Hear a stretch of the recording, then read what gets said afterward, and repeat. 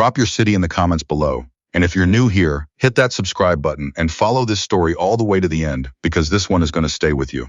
The knock came at 11:47 on a Tuesday night. Sloane Dupéré heard it from the back of the garage, where she was lying on the cold concrete floor beneath a rusted-out '94 Ford F-150 that belonged to nobody important.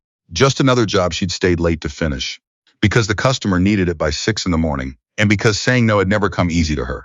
She was 24 years old. She had grease under her fingernails that never fully washed out, a single-room apartment above a Vietnamese restaurant on Principal Street, and a student loan that had stopped being a number she thought about because thinking about it made her chest tight in a way that wasn't useful. She'd been working at Bertrand's Auto since she was 19, first sweeping floors, then handing tools, then doing the actual work while Bertrand stood at the counter collecting the money and telling customers what a fine operation he ran. She was good, not good the way someone gets told they're good to keep them from leaving. Actually good, the kind of good that showed up in how she listened to an engine before she touched it. The way a doctor listens to a chest before reaching for anything. She could hear a compression problem in third cylinder before the diagnostic machine confirmed it. She had rebuilt a transmission on a Friday afternoon in the time it would have taken most techs to order the parts. None of that had ever come up in a conversation about a raise.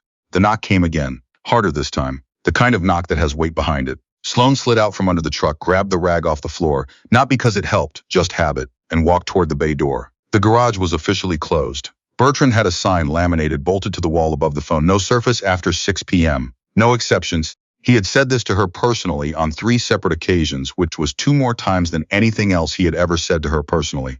She looked through the small side window. Outside, under the orange glow of the parking lot light, stood a man on a motorcycle. The bike was a Harley-Davidson Road King, black, heavily customized, the kind of machine someone had put real money and real time into.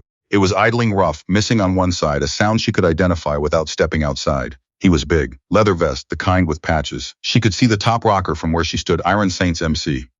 Below it, bottom rocker, Ontario. He knocked again, 3 times deliberate.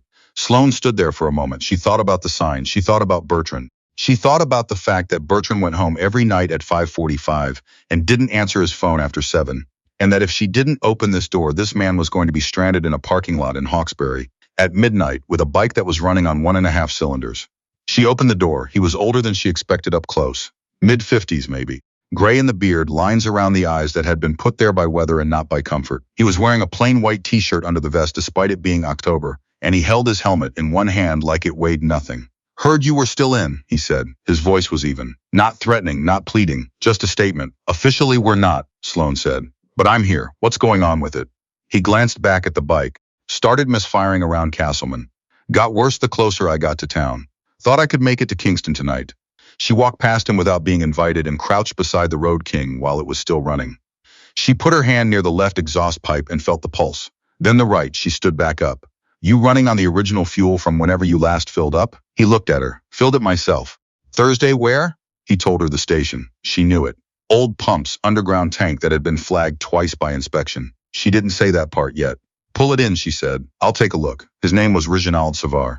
He told her when she asked for a name to write on the board, and she wrote it without comment. Most people went by something other than what was on their license in his world, she figured. But that was his business. He sat on the wooden stool near the tool chest and watched her work without saying much, which she appreciated. Some customers talk constantly, a kind of nervous energy, filling the silence because silence felt like danger. He didn't do that. She connected the scanner, pulled the codes, confirmed what she already suspected. Fuel injector misfire, left cylinder, consistent with contamination. She got out the pressure gauge and walked him through what she was finding, not because he asked, but because she thought people deserved to know what was happening to their own machine. "How long since you filled the tank?" she asked, not looking up. "Thursday, like I said. 5 days. And you've been riding it between Thursday and now?" "Not much. Couple short runs." She nodded slowly. "Water contamination. It's in the injector, the one on the left side here. What happens is the contaminated fuel sits in the system, especially when the bike isn't run hard enough long enough to clear it. Short trips make it worse." He leaned forward slightly. "Can you fix it tonight?" She looked at the clock on the wall. It was 12:06 in the morning. She looked at the bike. "Yeah," she said. "I can fix it tonight." What followed was an hour and 20 minutes of work that she didn't do halfway. She flushed the fuel system, cleaned the injectors, replaced the filter, checked the secondary lines for any residual contamination, and ran a full diagnostic cycle once everything was reassembled. She didn't cut corners because he was a biker and it was late and she was tired. She cut no corners, period. It was just how she was built. While she worked, they talked in the way people do when it's late and the regular social script doesn't quite apply. He asked her how long she'd been here. She told him 5 years. He asked if she owned the place. She laughed, a short, dry sound that said more than an explanation would have. No, she said. Bertrand owns it. I just work here. You know more than whoever's supposed to be running it, he said. Not flattering her, just observing. She didn't say anything to that. He told her he was riding to Kingston to see his brother. Hadn't seen him in almost 2 years. He's not the kind of person who calls, he said. So sometimes you just have to show up. She understood that about certain kinds of people without him having to say more. The Road King fired on the first crank when she was done. The exhaust note was clean, even no hesitation. Reginald sat on it for a moment with his eyes closed, feeling the idle through the frame the way you check a heartbeat, and then he opened his eyes and nodded once. That's it, he said. She wrote up the invoice. Parts and labor, fair rate, nothing inflated. He paid cash, counted it out on the counter without her asking, and added $80 that hadn't been on the receipt. You don't have to do that, she said. I know, he said. He put on his helmet. Thank you, Sloane. She watched the taillights disappear up Principale and then locked the door and went back to finishing the F-150. She didn't think too much about what had just happened. She'd helped someone who needed help. That was the full extent of it as far as she was concerned. She was wrong about that, but she wouldn't know it for another 9 days. Bertrand Ouellet arrived at 7:45 the following morning, which was 15 minutes before Sloane, which was unusual. He was standing at the counter when she came in, and there was a quality to the way he was standing, arms crossed, weight shifted back, that she recognized without being able to name. He had the security footage on the tablet. She watched herself open the bay door, watched the Road King roll in, watched herself work for an hour and 20 minutes of timestamped video that did not lie. You want to explain this, Bertrand said. It wasn't a question. Man needed help. Fuel contamination. He wasn't going to make it to Kingston. We're closed after 6. I was here after 6. You were here to finish the Henderson truck, which I was paying you to do, not to open up a full-service operation in the middle of the night for whoever knocks on the door. She looked at him steadily. He was stranded. That's not my concern. He set the tablet down on the counter. And it's not yours either when this garage is closed. She felt something tighten in her chest. Not surprise, something older than surprise. Are you firing me? He took a breath through his nose. I'm letting you go. Yes, she stood there for a moment. She had 5 years in this building. She had rebuilt transmissions and diagnosed faults that the previous mechanic had missed by months. She had opened at 6 and stayed until midnight and never once called in sick on a day that mattered. Okay, she said. She took her personal tools, the ones she'd bought herself, which was most of the good ones, and she loaded them into the back of her truck and she drove back to her apartment above the Vietnamese restaurant, and she sat at the kitchen table for a long time without making coffee. She didn't cry. She thought about it and decided there wasn't quite enough space in her chest for it yet. It would come later, probably. For now, there was just the flat, hollow sense of a floor giving out.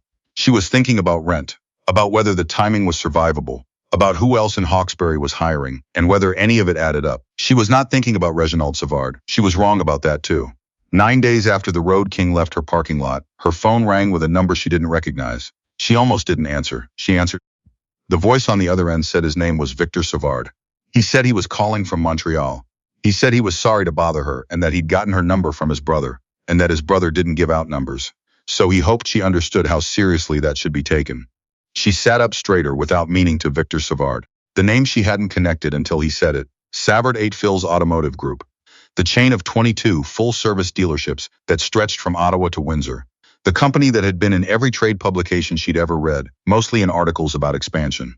She had not known, when she watched the taillights of that Road King disappear, that she had just fixed the bike belonging to Victor Savard's younger brother. Victor said that Reginald had told him the story. Not just the mechanical part, the whole thing. The hour, the quality of the work, what she'd charged, the fact that she'd explained what she was doing and why. Victor said that Reginald was not a man who used words like exceptional without meaning them, and that he had used it twice. Victor asked her if she was still at Bertrand's. She told him the truth. There was a pause on the line.